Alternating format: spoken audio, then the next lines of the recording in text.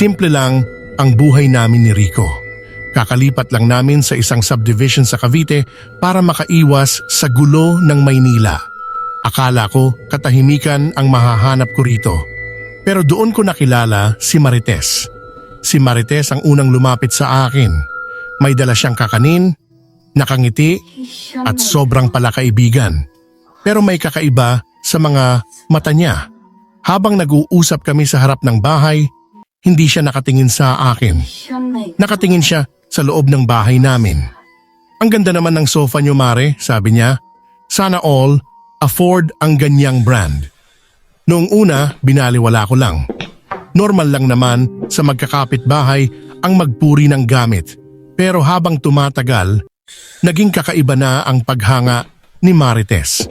Ang unang senyales, bumili ako ng bagong kurtina, kulay asul. Kinabukasan, ang mga kurtina ni Marites ay parehong-pareho ng tela at kulay sa akin. Bumili ako ng mga halaman para sa garden. Paglipas ng 2 araw, may mga ganoon na rin siya. Isang hapon, habang nagdidilig ako, lumabas siya. Mare, ang ganda ng mga rosas mo. Parang buhay na buhay, sabi niya habang hinahawakan ang mga talulot.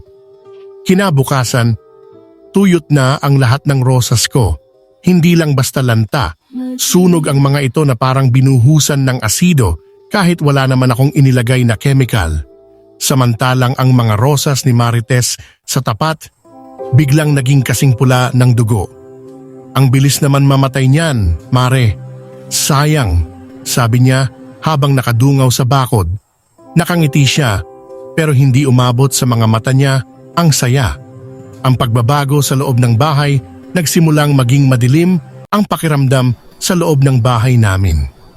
Si Rico, na dati ay masayahin, naging sakitin at laging pagod. Sabi ng doktor, stress lang daw. Pero napansin ko, tuwing dadaan si Marites sa tapat ng bintana namin at titingin sa loob, laging sumasakit ang ulo ni Rico. Isang gabi, narinig ko ang kalasing sa kusina. Pagpunta ko roon, nakita ko si Marites.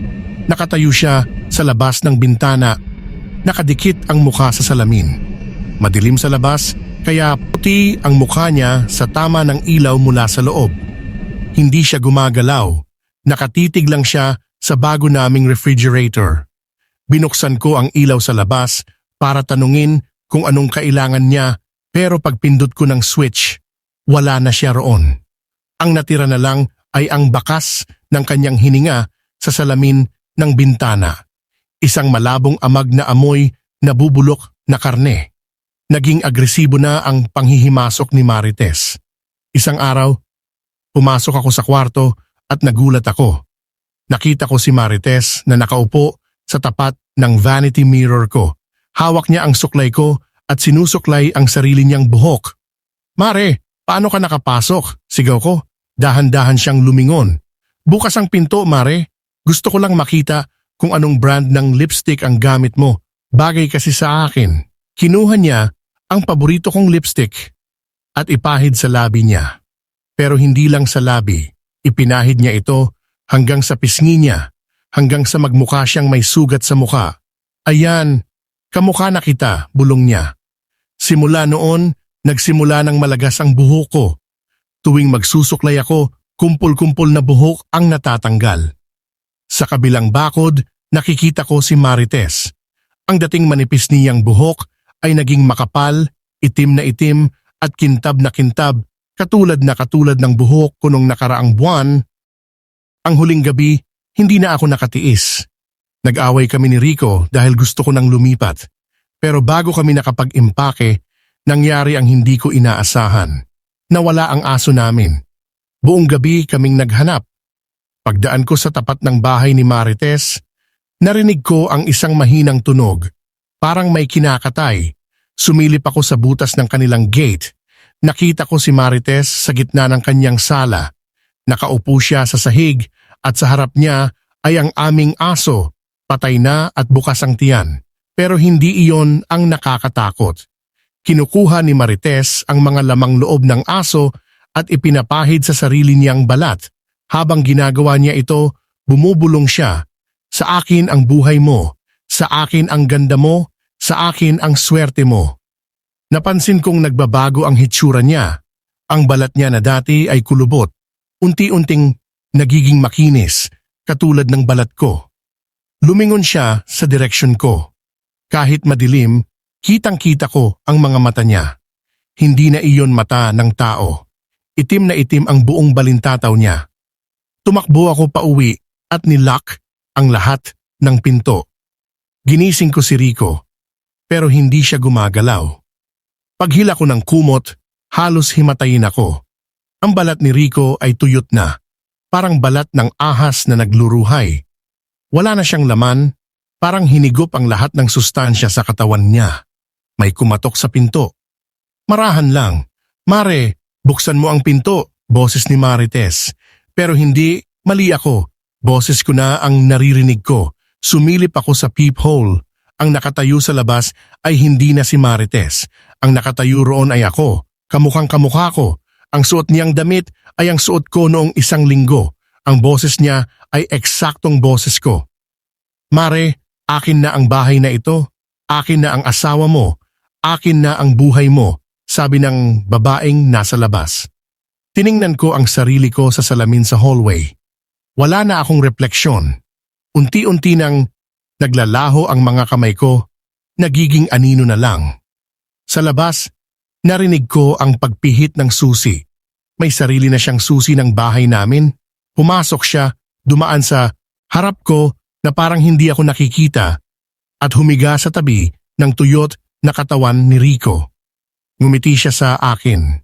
Ang huling bagay na nakita ko bago ako tuluyang naging hangin. Ang inggit ni Marites ay hindi lang basta damdamin. Ito ay isang gutom na kailangang mabusog. At ngayon, siya na ako. Nang gabi ring iyon, hindi na ako nakatiis. Habang mahimbing ang tulog ni Rico, kinuha ko ang susi ng bahay ni Marites na naiwan niya minsan sa lababo namin. Kailangan kong bawiin ang mga gamit ko, ang buhok ko at ang buhay ko. Dahan-dahan akong pumasok sa bahay niya. Madilim at amoy luma, amoy alikabok at tuyong dugo. Pero pagdating ko sa sala niya, nanigas ako sa takot. Hindi gamit ang nakita ko.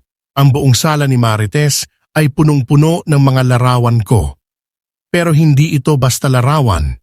Ang mga mata ko sa litrato ay tusok-tusok ng karayom. Sa gitna ng mesa, may isang manika na gawa sa tumpok ng mga nalagas kong buhok. "Nagustuhan mo ba ang altar ko, Mare?" Nanggaling ang boses sa madilim na sulok. Lumabas si Marites, hawak ang isang matalim na kutsilyo. Pero hindi siya susugod. Ibinigay niya sa akin ang kutsilyo. "Tandaan mo, anuman ang mangyari sa balat ko, mangyayari rin sa balat mo." Hindi ako naniwala. Sa galit ko, kinalmot ko siya sa mukha. Agad akong napaatras at napahiyaw sa sakit. Sa sarili kong pisngi, lumitaw ang 3 malalalim na kalmot. Dumugo ang mukha ko habang si Marites ay nananatiling nakangiti kahit may sugat din siya. "Magkadugtong na tayo, Mare. Ang inggit ko ang nagsilbing tahi sa ating dalawa," bulong Hidiya. Tumakbo ako pabalik sa bahay namin, iniisip na ligtas ako kay Rico. Pero pagpasok ko, nakita ko si Rico na may hawak na martilyo. Nakatitig siya sa akin na parang hindi niya ako kilala. "Sino ka? Bakit ka pumasok dito?" Galit na tanong ni Rico. "Rico, ako to. Ang asawa mo," sigaw ko. Tumingin ako sa salamin sa hallway at doon ko nakita ang katapusan ko. Ang mukha ko ay nagbago na. Ang refleksyong nakikita ko ay ang mukha ni Marites, ang kulubot na balat, ang madilaw ng ngipin at ang manipis na buhok. Ito na ang hitsura ko. Sa likuran ko, dahan-dahang pumasok ang tunay na Marites. Pero sa paningin ni Rico, siya ang magandang asawa nito. Mahal, butido, matingka. May magnanakaw na pumasok. "Kamukha nung kapitbahay nating inggitera," sabi ni Rico habang inaalalayan si Marites. "Paalisin mo na yan, mahal. Nakakatakot ang itsura niya," sabi ni Marites gamit ang boses ko. Wala akong nagawa kundi tumakbo palabas ng sarili kong bahay habang hinahabol ako ni Rico ng sigaw at bato. Napadpad ako sa kalsada, madungis, mukhang matanda at suot ang lumang duster ni Marites. Napatingin ako sa tapat ng bahay namin. Nakita ko silang dalawa ni Rico sa bintana, naghahalikan. Lumingon si Marites sa akin at kumaway. Isang mapang-asar na kaway. Hindi lang niya kinuha ang buhay ko. Ipinasa niya sa akin ang sumpa ng kanyang pagkatao. Ngayon, ako na ang Marites ng subdivision na ito. Ako na ang babaeng nakadungaw sa bakod. Puno ng galit at pagnanasa sa buhay ng iba. At sa bawat bagong kapitbahay na darating, nararamdaman ko ang isang gutom sa loob ko. Isang gutom na hindi mapapakali hanggat hindi ko nakukuha ang sa kanila. Ang huling eksena, may bagong truck ng lipat bahay na huminto sa tapat. Isang batang mag-asawa ang bumaba. Maganda ang babae, masayahin at maraming dalang bagong gamit. Dahan-dahan akong lumapit sa gate, pilit nang ngumingiti kahit masakit ang mukha ko. Magandang hapon, Mare, boses palaka kong sabi. Ang ganda naman ng bag mo. Sana all afford ang ganyan. Nagsimula na naman ang siklo. Ang inggit ay hindi namamatay. Lumilipat lang ito ng katawan